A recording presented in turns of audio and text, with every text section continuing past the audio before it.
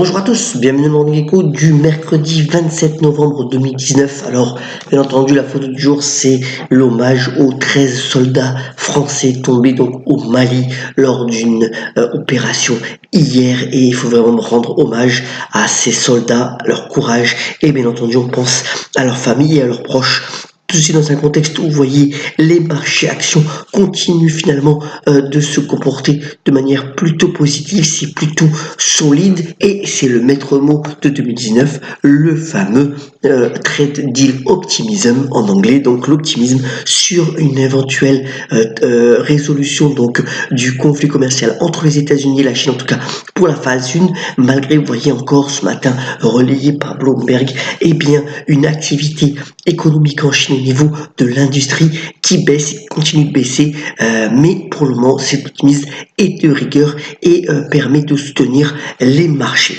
Alors, plusieurs pays finalement ont pâti de ce ralentissement économique et tentent de prendre des mesures. C'est notamment le cas du Mexique, donc grande économie d'Amérique centrale, qui vous voyez est tombée en récession technique puisqu'il y a eu 2 trimestres consécutifs de baisse de l'activité. Eh bien, le président Obrador a décidé de prendre véritablement des mesures fortes puisqu'un plan de 43 milliards de dollars va être mis au point à travers 147 projets d'infrastructures pour pouvoir finalement relancer l'activité entre les années 2020 et 2024. L'idée est de pouvoir rapprocher de nouveau le Mexique d'une croissance économique de 4% nécessaire notamment au contexte social de ce pays explosif. Le paradoxe pour la France exprimé par le Wall Street Journal ce matin, c'est-à-dire que finalement avec la crise des gilets jaunes connue l'an dernier, eh bien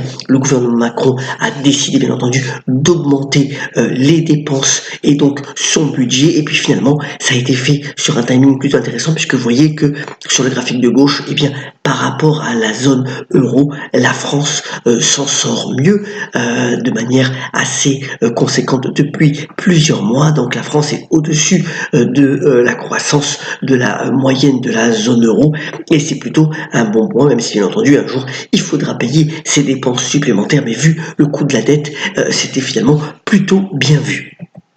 Alors, la fin du secret bancaire, comme l'OCDE et le G20 l'avaient dit il y a 10 ans, eh bien, c'est fini pour les paradis fiscaux. Alors, il y a une réunion importante démontrant que finalement, oui, l'échange d'informations entre les pays fonctionne bien. Il n'y a plus que 3 pays qui sont encore réticents, c'est le Kazakhstan, le Guatemala et Trinidad et Tobago. Mais finalement, entre les différents pays, les anciens paradis fiscaux, eh bien, l'échange d'informations nécessaires, finalement, fonctionne de manière assez bonne et ça va continuer encore dans le bon sens. Bruno Le Maire a proposé une fameuse taxation minimum à 12,5% pour les grands groupes internationaux. On verra si ces mesures sont suivies par les grands pays de l'OCDE. Affaire à suivre certainement pour 2020. Voilà quand même une bonne nouvelle.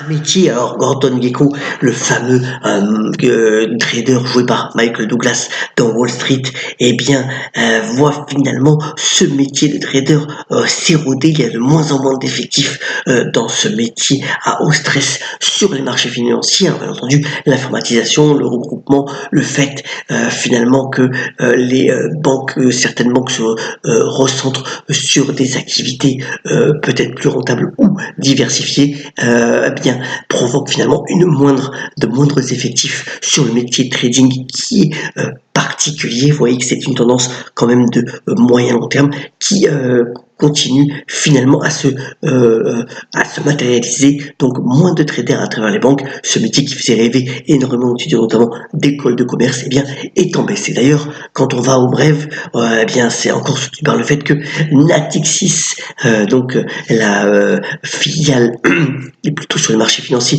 de Banque Populaire, eh bien a de nouveau suspendu un trader à New York. Apparemment, il y a des problèmes liés à la compliance. Vous voyez que le cours de la banque Natixis, donc c'est la courbe blanche, est largement en retrait par rapport à la performance donc de l'indice CAC 40, encore un problème. Hier, l'action a baissé de 4%. C'est pas la première fois. Il y avait eu déjà pas mal de déboires, notamment en Asie, en fin d'année dernière.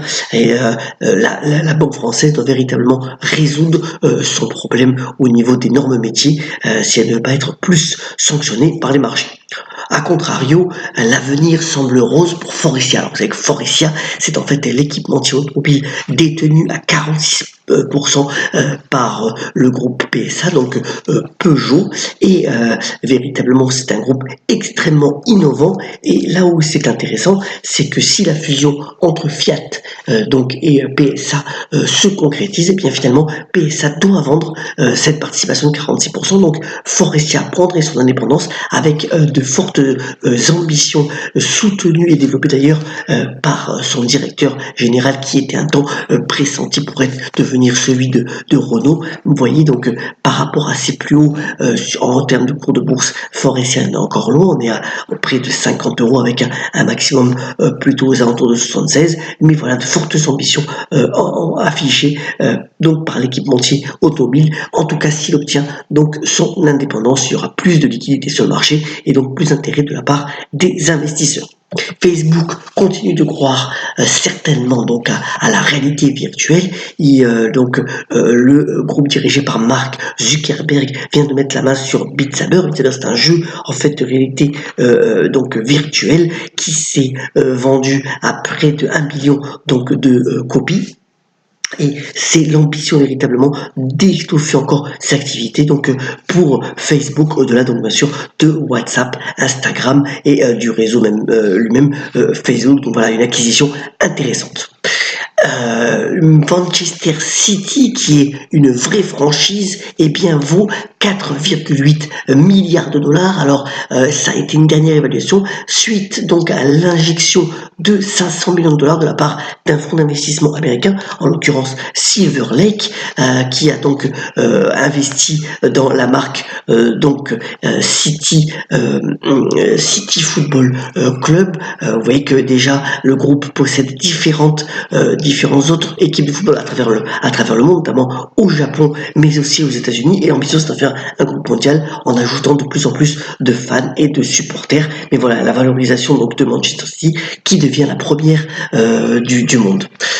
C'est mercredi, alors 2 films importants qui sortent sur les écrans. D'abord, bien entendu, eh bien l'interprétation encore incroyable apparemment de Karine Viard, qui a été déjà 3 fois césarisée, et c'est elle qui s'est battue pour pouvoir mettre à l'écran eh bien ce prix Goncourt de Leila Slimani, donc Chanson douce, qui était cité prix Goncourt 2016. Apparemment encore un très beau film. C'est un film glaçant à la manière de Claude Chabrol, un vrai malaise dans ce film, et donc véritablement à voir. Et puis l'événement, donc le premier grand film à grosse production donc de Netflix, attendu depuis des années, donc réalisé par Martin Scorsese, The Irishman, l'exploit d'avoir de nouveau eh bien réuni Joe Pesci, Al Pacino et Robert De Niro dans cette grande fresque qui dure 3h30, l'histoire donc finalement de Frank Sheeran qui a tué Jimmy, enfin le patron